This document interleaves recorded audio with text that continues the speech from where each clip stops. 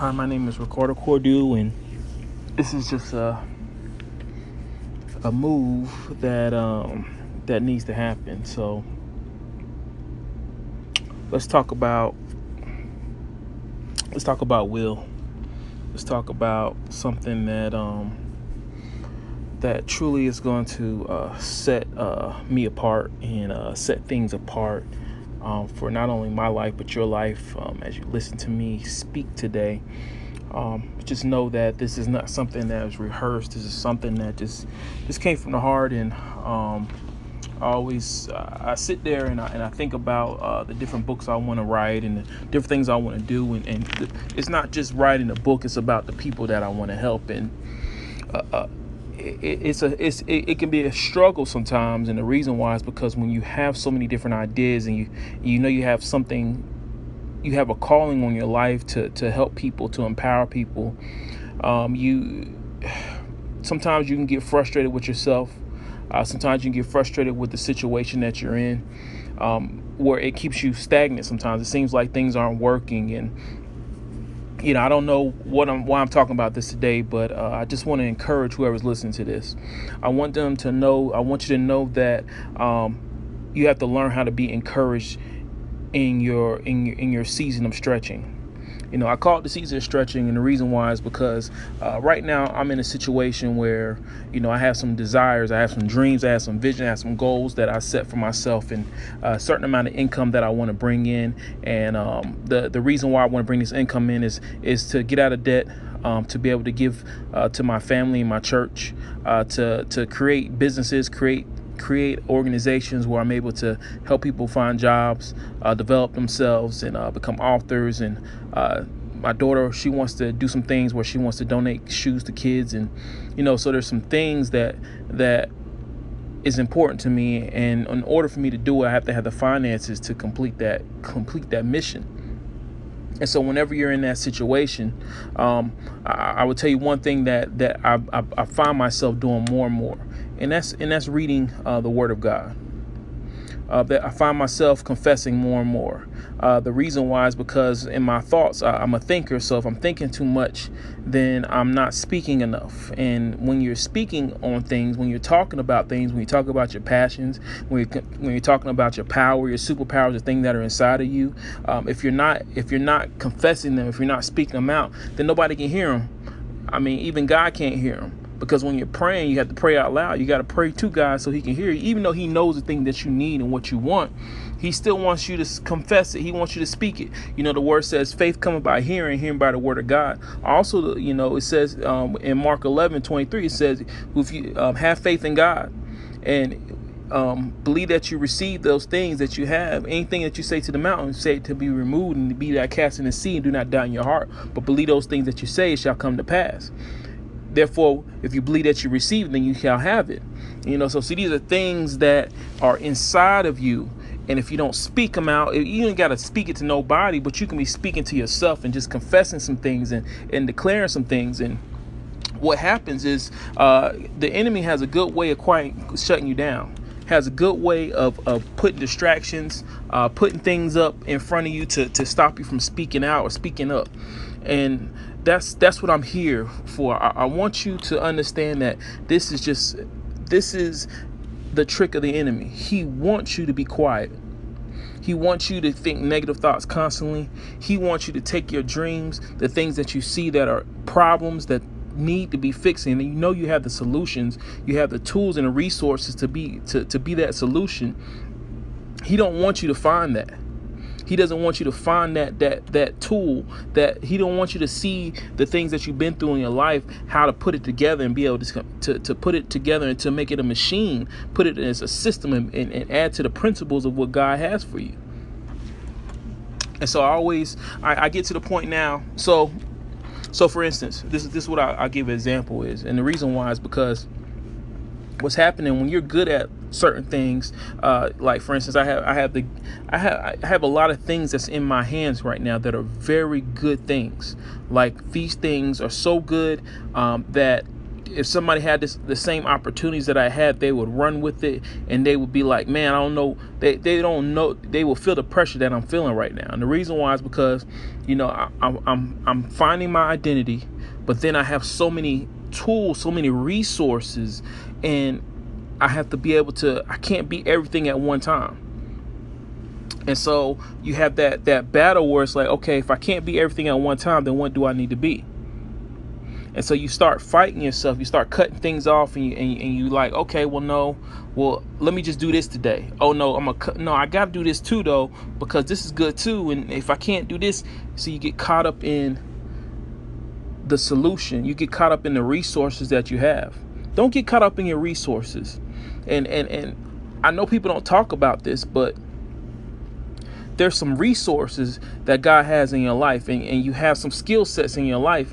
And when you have something to prove, when you have something to do to yourself, sometimes you get caught in that.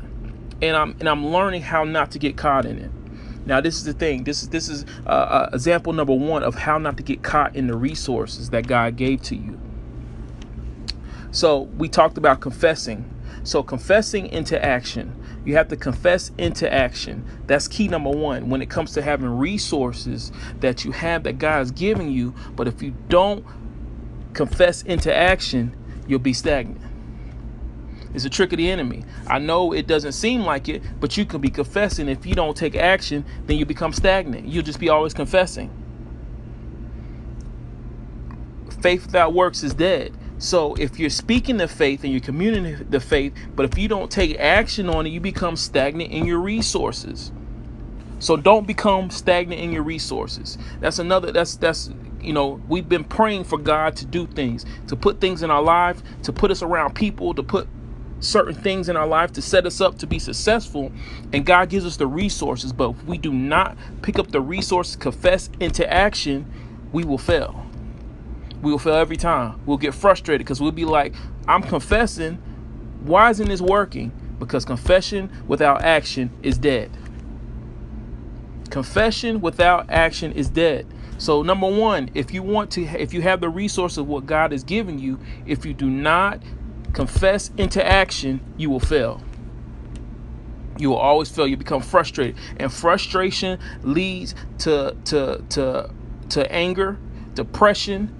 It leads to dishonor. It doesn't allow you dishonor not only yourself, but you'll begin to dishonor people because you become frustrated. You see people doing things and you start looking at them, what they're doing. It's like, what's going on? I'm supposed to be doing the same thing, or I got this stuff right here, but it's not working. Why isn't it working? Because number 1, you stop confessing into action. You have to confess into action. And so I'm telling you, this is something that you need to think about, and you need to really listen to and think about it. Number 2, another reason why you have your resources, but that you're not effective. Another reason why is because your circle, the people that are around you. I didn't realize more and more my circle, if I have the proper resources and my circle isn't right, that will hinder me applying the proper resources to things I need to do. Because what happens is you learn, probably, I would say, when it comes to things that are self-taught, you learn a certain percentage, but when it comes to the people that are around you, you learn about 50% of the things that you learn from the people that you're around, the people you establish yourself with, your preacher, your minister, your sisters, your brother, your cousins, your friends, your best friends, whoever they are. You learn 50% of your information from them. And you compare, and you don't mean to do that, but what happens is you begin to share things with them. You say, hey, I want to do this. I really want to do this. And if it's not the right friend or the right person in your life to tell you, hey, you can do that, I believe in you. What do you need me to do to help you? Or I know somebody who's doing what you're doing. If you don't have them type of people around you, what'll happen? Your resources will become, I would say, you would have the resources, but you become blinded on them. It'll be a spirit of blindness that'll come over your resources, because you won't see it. Because what'll happen is, say, okay, so for instance, I started doing a kind of a presentation called Adding Your Cup, and adding health to your cup. And I started doing it. I was doing it. I was doing the meetings. Even nobody was showing up, I was still doing the meetings. I was doing the meetings. And then eventually people started coming. And I got a little success from it. And but what happened was I had somebody in my life at the time where I'd be like, man, I want to do this next. They would be like, nah, you shouldn't do all that. You ain't got to do all that. You really don't have to do all that. You don't take all that. Why don't you just be normal? Why don't you just, go to work and do your job good, and don't worry about that. Now, unfortunately, that person was somebody I cared about. I thought I was going to be with her. I thought I was going to marry her at some point. But what happened was she ended up not being the one, and I was stuck. I had her in my life, and I'm thinking, okay, I'm going to be doing these things, and I could trust her with my decisions. I could trust her with my actions and things that I want to do, and that she'll give birth to it like a woman's supposed to. Or what a mate or somebody who touch and agree with would do for you. But what happened was my resources became hidden from me because I got distracted from a friendship that I thought was going to be important. So your friendships are really important. Your friendships, number two, your friendships will stop you from your destiny if it's the wrong friends. Now, some people have a different type of willpower. I'm a type of person, I'll still keep doing things, but it won't be with the aggression that it will take to be successful, to break through what the enemy doesn't want people to see. Okay? So number three, another good thing, what I would say is what I learned this weekend, even the more, is that number three, people stop.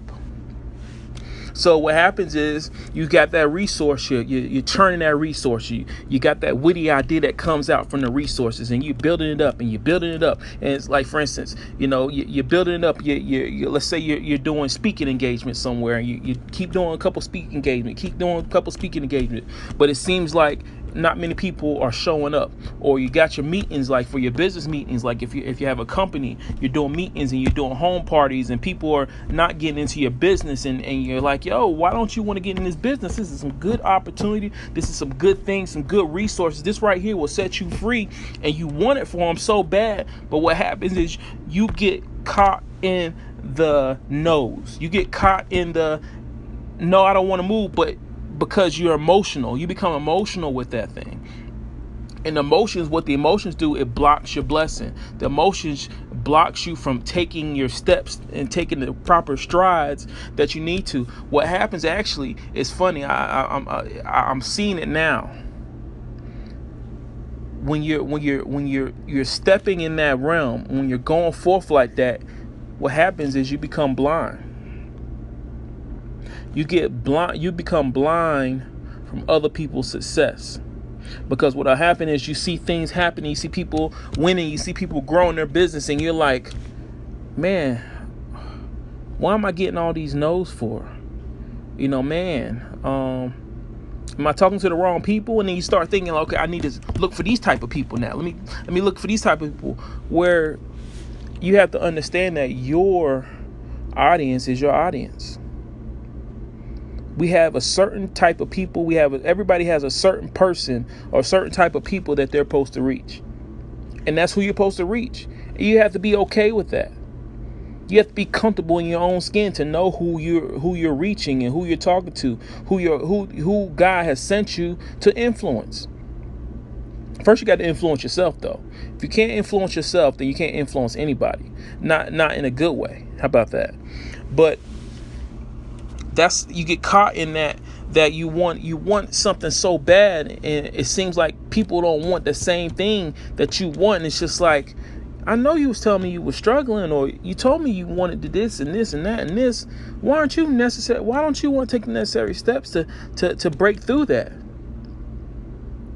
Why not? And so you get caught in your emotions. Your emotions will stop you from operating your resources. Your emotions will stop you from operating in your principles and staying for. And when I say resources, I want you to start thinking about it as principles. I want you to also think about your skill sets that you have. God gives us the skill sets to operate through the principles that he put in front of us to operate through. I want to say it again. God gives us the resources to operate in the principles that he put in front of us. And the principle, if you operate in if you use your resources to properly use proper use for the resources, your resources that you have, if you use your resources properly to uplift your principles, what happens is you become successful through that. Very quickly, you set yourself apart because your resources used in the right way is the most effective way that you are as a person. Your resources used in the wrong way, you'll be ineffective. Your resources can either bless you or curse you, depending on how you use them. I want you to hear that again. Your resources can either bless you or curse you, depending on how you use them. A good example for that, King David. He was king of Israel. He was a powerful guy in Israel. He seen something. He seen a woman that was married. He used his power to be with her and killed his best friend. So the very resource that he used that was for a blessing for him to lead Israel and to overturn everything that they were set up against, cost him his friend, his loyal person who fought for him when in times where he was in a part where he wasn't going to live. So you have to be careful about how you use your resources. Your resources are supposed to be used to be a uplifting of you, of who you are. Your resources, the more resources that you allow God to use through you, the more successful you'll be, much quicker, much sooner. I can't justify that even the more, just to tell you that your resources is just an entity of the spirit of who you are. If you have a good spirit, your resources will be good. If you have a bad spirit, your resources will be bad. So whatever your resources are, whatever it gives you, whatever it puts you a part of, you just got to know that it's going to leave a stain on somebody. It's going to leave a stain on the things that you do. It's either going to be a good stain or it's going to be a bad stain. And so your resources, if you can properly set up and know that the God is your source, what happens is your resources becomes God's resources. He'll use it through business. He'll use it through your family. He'll use it through your community. He'll use it through whatever you're doing. And it'd be such a wonderful, such a resource that the resource would be such a good thing that you'll be like, man, I know this is not just me doing this. Another thing that stops people from or puts people from being stagnant in the growth of their life is also not honoring God, not giving him honor, not giving the people he put in your life honor. Honor will set you up for success. If you properly honor somebody, they'll honor you in return. If they don't honor you, somebody else will honor you and elevate you like never before. Honor, I realize more and more, the more I honor people, the more I show respect to people, the more I show love to people, it puts me in rooms, it puts me in position to learn from people who are ahead of me right now. But the very thing that I'm stepping forth and stepping through, what it is put me in position to be elevated. It's put me in position to see things, to hear things, to be in conversations, getting poured into, to really truly just transform who I am as a person. Honor is the beginning of success. I'm going to say it again. Honor is the beginning of success. If you cannot honor anybody, if you don't learn how to honor people, your success will be very short. Be very short. Be very few, far between. Now, some people, they'll be able to do things and they'll make some noise, but they won't be happy. They'll lose it very quickly. I give that analogy of, hey, you pay the lottery, you win $1 million, but how most people win the lottery, which in 3 to 5 years they're broke again. Because they never learned how to honor. Honor will allow you to be able to manage your money better. And the reason why is because you understand, you honor the money. You not only honor money, but money honors you. Think about that. If you learn how to properly honor you, it's gonna flow in all categories of your life, whether it's health, because you're gonna learn how to honor your body. Whether it's relationships, because you're going to learn how to honor your relationships. Whether it's your business, because you're going to learn how to honor your business. Whether it's your job, because you're going to learn how to honor the people that's in your job. You're going to honor your job. Whether it's your finances, whatever it is, if you learn the spirit of honor, that will flow through your life cycle. That will flow through all the things that you're doing. Honor is the beginning of success. Even though you might not have much, if you can show honor, your success is bound to come. Honor is a principle.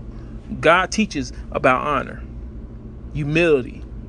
God teaches about it, because if you learn how to honor, it will truly open the door for success. You are bound to be successful in any way that you want to be. It will come to you financially, health, your children, your business, your job, whatever you're doing. Honor will be all over, and people will acknowledge it, and they'll see honor. Honor creates unity, which is powerful. Unity is powerful. So if you learn how to honor, then you can create unity. Unity is because the Bible says, if two or more are gathered in my name, I'll be in the midst. But it also says one can send 10,000 a flight, but two can sell 10,000 a flight. So if you can begin to not only honor and unify yourself with people who honor you back, then you have something that's special.